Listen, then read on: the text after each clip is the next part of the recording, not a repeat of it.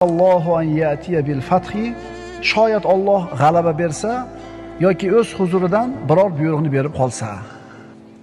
G'oyiblar qaytib keladi, adashganlar yo'lini topadi, mashaqqatga kirganlar bir kun kelib qutuladi, zulmat, qorong'ulik ham bir kun albatta tarqaydi.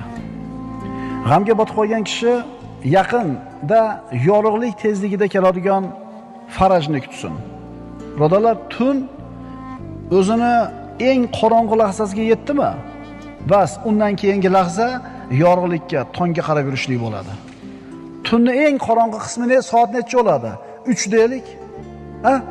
3 bo'ldimi? Cho'qqisiga chiqdimi qorong'ulik?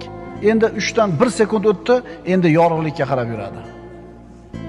Agar birodar oldingda uzundan uzun sahroni ko'rib turgan bo'lsang, bilginki, uni ortida albatta yam-yashil vodiylar, bog'lar, soya salqinlar bor.